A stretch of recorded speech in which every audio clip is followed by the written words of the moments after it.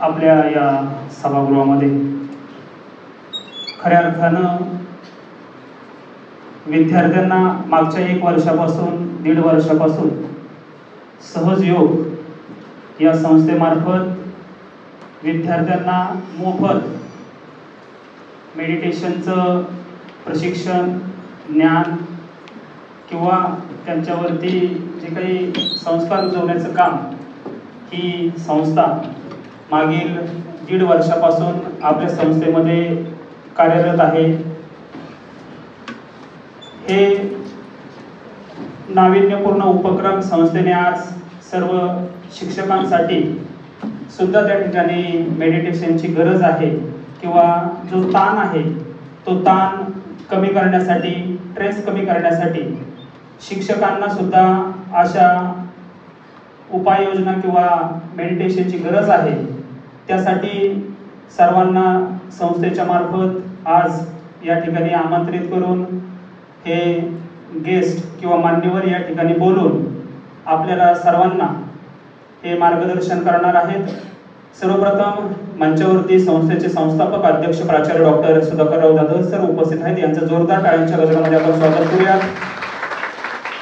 त्याचप्रमाणे मंचावरती जे आपल्याला सहज योग संस्थेमार्फत आज उपस्थित झालेले आहेत असे professor mister Deepak Harne sir मंचावरती उपस्थित आहेत। यांचंही जोरदार टाळ्यांच्या गजरामध्ये आपण स्वागत करूया। त्याचप्रमाणे मंचावरती उपस्थित आहेत professor Mrs Sonali Patole madam या ठिकाणी उपस्थित आहेत। यांचंही जोरदार टाळ्यांच्या गजरामध्ये आपण स्वागत करूया। अशा प्रकारच्या सहज योगाची आणि त्यातल्या ज्ञानाची, त्यातल्या विज्ञानाची माहितीची गरज आहे आणि तो कार्यक्रम आज तुमच्यासाठी या ठिकाणी आयोजित केलेला आहे। ज्याला जेवढं जेवढं पटतं तेवढं तेवढं त्यातलं घ्यावं, जे पटत नाही ते सोडून द्यावं। बरोबर आहे, सध्याचा काळ आहे त्या पद्धतीनं, पण या जुन्या गोष्टी अनेक प्रयोगातून साध्य आणि सिद्ध झालेल्या आहेत। त्याची माहिती आपल्याला प्राध्यापक दोन्ही अत्यंत चांगल्या पद्धतीने देतील। संस्थेचे संस्थापक अध्यक्ष प्राचार्य डॉक्टर सुधाकरराव जाधव सर यांना विनंती करतो की त्यांनी आपल्या शुभ हस्ते हा सन्मान या ठिकाणी संपन्न करावा।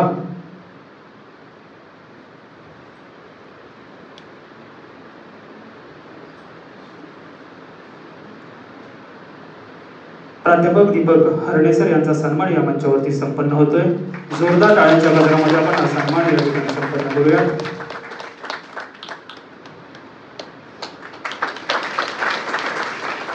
यानंतर पुढील दुसऱ्या मॅडम आहेत प्रोफेसर सोनाली पाटोळे मॅडम, यांचाही सन्मान या ठिकाणी संपन्न होतोय। मॅडमला विनंती आहे की आपण आपला सन्मान या ठिकाणी स्वीकारायचा आहे।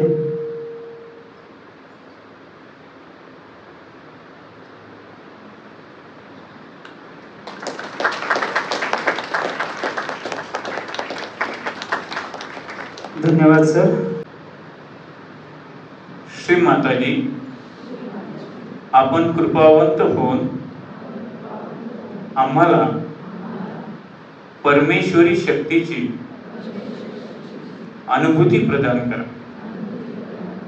श्री माताजी, आपण कृपावंत होऊन मला माझा आत्मसाक्षात्कार प्रदान करा। ठीक आहे, दोन्ही हात मांडीवर घेऊया आणि आता सर्व क्रिया आपण डोळे बंद करून करूया। प्रार्थना करायची आहे, श्री माताजी, आपल्या परम कृपेत आपण आम्हा सर्वांना परमेश्वरी प्रेमाची अनुभूती प्रदान करा। आपण आम्हाला आमचा आत्मसाक्षात्कार प्रदान करा। मॅडमने विचारलं की कुंडलीने जागृत झाली त्याचे काही सिम्पटम्स आहे का? डेफिनेटली जेव्हा तुम्हाला म्हटलं की नाही की इथे काही थंड जाणवत आहे का, गरम जाणवत आहे का, तुम्ही बघा, दॅट इज द थिंग।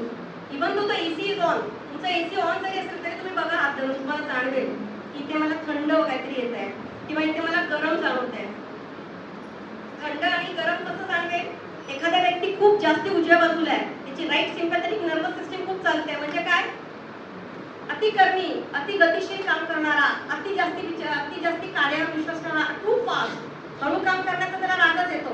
तर आता याला बाजूला करा, मी 2 मिनिटात करतो, म्हणजे काय? Right side is always over active. अशा लोकांना या हातावर नाही चालवणार, या हाताने बघा, तर त्यांना लेफ्ट हँडने चालवणार, कारण की त्याची राईटची सेन्सिटिव्हिटी गेलेली आहे. Meditation different from self-hypnosis. How this meditation is different from other meditation? Self-hypnosis. Self-hypnosis. Self hypnosis. आता याच्यामध्ये सेल्फ हिप्नोसिस पेक्षा हे कसं काय वेगवेगळं आहे? कारण की इथे हिप्नोसिस म्हणजे काय? तुम्ही एखाद्याच्या आज्ञेत जाणं, संमोहन. त्या सेल्फ हिप्नोसिस, इथे हिप्नोसिस का नाही आहे? बिकॉज तुम्ही काय म्हणता की इथे तुम्हाला जे तुमच्याकडनं करून घ्यायचं ते कोणी करत नाही, that is done by the God. इथे तुमची कुंडलिनी शक्ती, जी ज्ञानेश्वर महाराजांनी 6व्या अध्यायात सांगितलं की षटचक्र भेदिनी, ती इथे आहे. ती तुमच्याकडनं, इथे तुम्ही कोणाला हिप्नोसिस म्हणजे कुठेतरी कंट्रोलिंग आलं. इथे तुम्हाला कोणीच कंट्रोल करत नाही. इथे तुम्हाला परमेश्वरी शक्ती कंट्रोल करते, तुमची कुंडलिनी शक्ती करते. तुम्ही जे हिप्नोसिस बाबतीत आता क्वेश्चन जो रेज केलाय, तर hypnosis can be done by open eyes. मी तुमच्या डोळ्यामध्ये बघून ते आपण जी पूर्ण प्रोसेस केला, practical process were done, that is by closing the eyes. डोळे बंद करून केलं आपण. आलं का लक्षात? हा फरक आहे त्याच्यामध्ये. हिप्नोसिस मध्ये तुम्हाला डोळे ओपन करून ते सांगतात सगळे जे क्रिया, पण याच्यामध्ये आपण काय केलंय, डोळे बंद करून केलं. देर इज तसा प्रोसेस नाही आहे. हा प्रॅक्टिकल प्रोसेस आहे. तुमच्यातली एनर्जी ऍक्टिव्हेट होऊन तुम्ही हा एक्सपिरियन्स घेतलाय. ठीक, थँक्यू. यानंतर संस्थेचे उपाध्यक्ष ॲडव्होकेट शार्दूलराव जाधवरे सर या ठिकाणी आपलं मत व्यक्त करतील.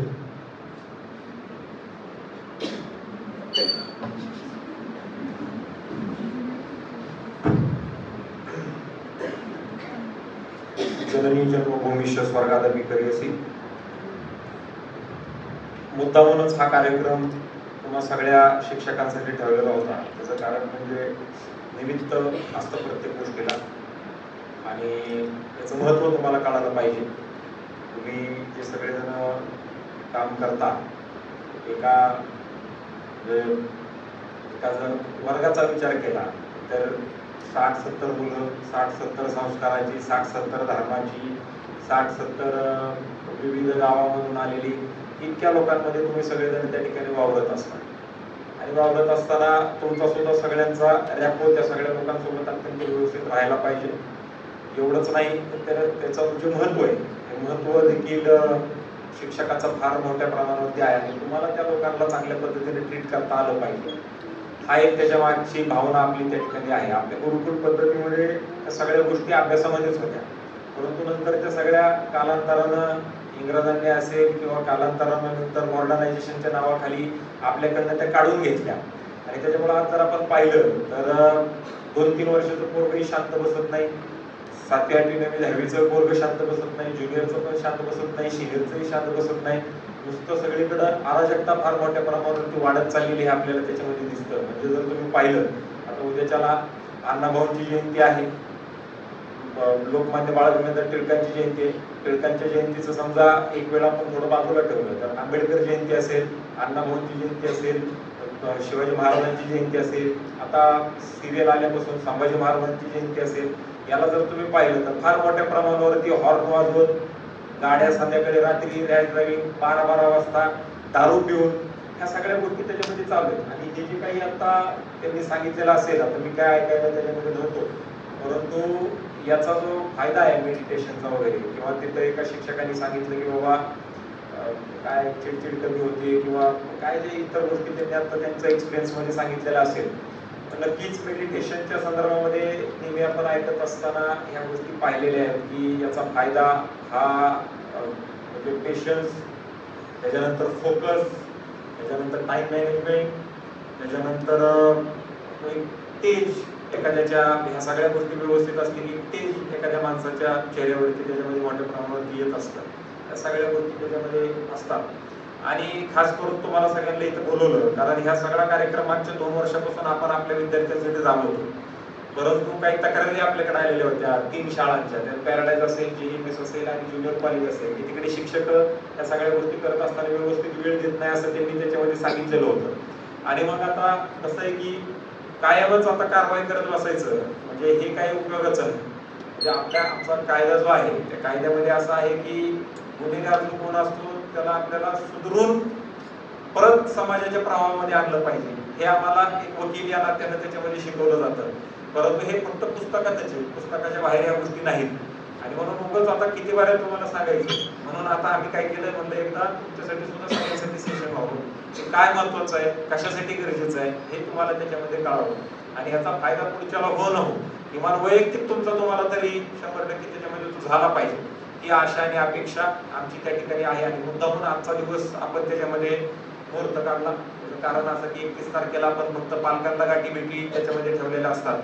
आणि ह्याच्यानंतर 5 मिनिटं भांगे मॅडम तुमच्या सगळ्यांशी चर्चा करतील.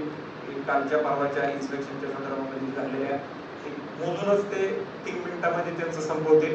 त्याच्यानंतर पुढच्या 3 ते 4 मिनिटांमध्ये BEdच्या मॅडम आहेत, ते त्यांचं गुगल क्लासरूमच्या संदर्भामध्ये आणि PPTच्या संदर्भामध्ये मोजून त्याच्या पुढच्या 3 ते 4 मिनिटांमध्ये ते संपवतील.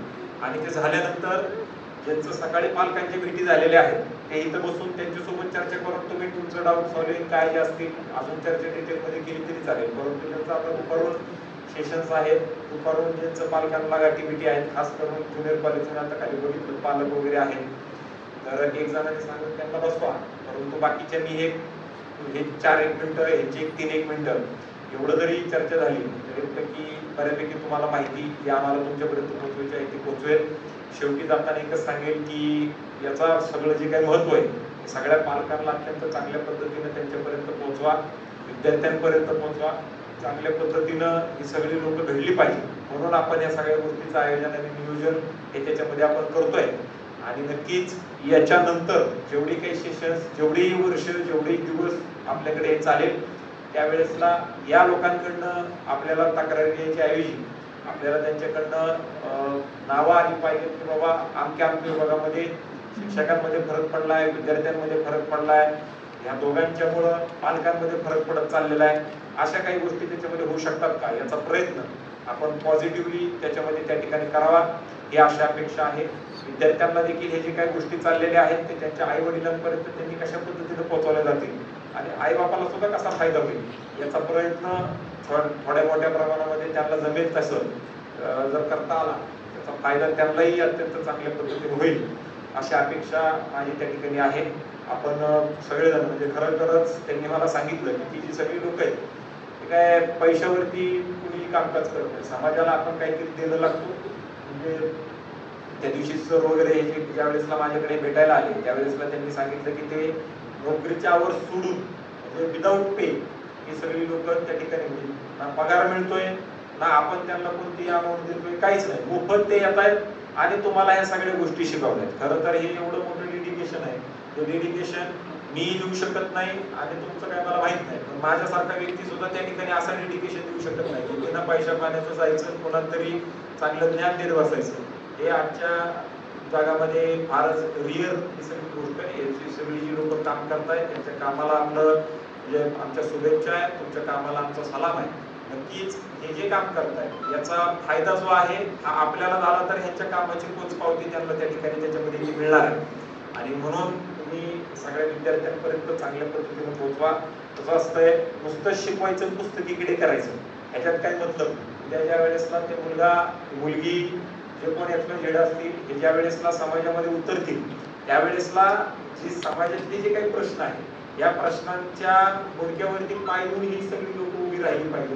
इतकं ज्ञान, इतकी सहनशक्ती, इतकं त्यांच्याकडे चारित्र्य अत्यंत चांगल्या पद्धतीने असलं पाहिजे. कारण आज जर तुम्ही पाहिलं तर 9वीचं मुलगा आत्महत्या करते, 10वीचंही करते, घरी आई बाप बोलले तरी पण जाऊन आत्महत्या करते. म्हणजे काही त्याला आता लिमिट्स राहिलेले नाही. कोणाला कधीही मारायला लागले लोक, कोणाला कधीही हार्ट अटॅक यायला लागला, कधीही मारताय, जिम मध्ये व्यायाम करताना मरते, क्रिकेट खेळताना मरते, काय त्याला लिमिटच राहिलं नाही. कोण कधी जाऊ शकतंय काही त्याला राहिलेलं नाही. त्यामुळे असे जे कार्यक्रम आहेत ज्याच्यातून चारित्र्य घडू शकतं, ज्याच्यातून व्यसनापासून मुक्तता होऊ शकते, ज्याच्यातून ही सगळी लोक नॉन व्हेजिटेरियन कडनं व्हेजिटेरियन कडं कन्वर्ट त्याच्यामध्ये मोठ्या प्रमाणावर घेऊ शकतात.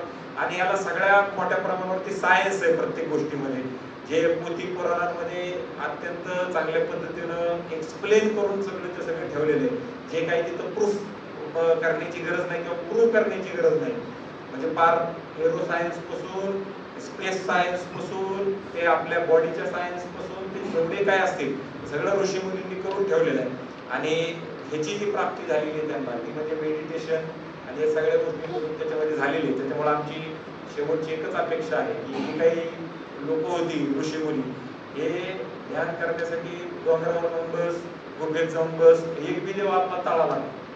जेवढी पण देव आहेत ती सगळी कोण डोंगरावर आहे, कोण कसं जंगलात आहे, कोण कुठंतरी असं लांब लांब जाऊन बसलेले आहेत, कोणाचाही ताप नको म्हणून. याचाच अर्थ असा की ज्या वेळेसला पोरं ध्यानाला बसतील त्यावेळेसला तुमचाही ताप त्यांना होणार नाही, हीच अपेक्षा त्या ठिकाणी ठेवतो आणि त्याच्यासाठीच या कार्यक्रमाचं आयोजन केलेलं होतं. आपण सगळेजण या ठिकाणी आला. मी संपूर्ण सहयोग तुमच्या सगळ्या टीमचे मनापासून आभार व्यक्त करतो की आपण एवढे कष्ट घेताय. समाज सुधारला पाहिजे, शिक्षक सुधारले पाहिजेत, विद्यार्थी सुधारले पाहिजे, त्याच्यासाठी मी मनापासून आपल्या सगळ्यांचे आभार व्यक्त करतो. धन्यवाद.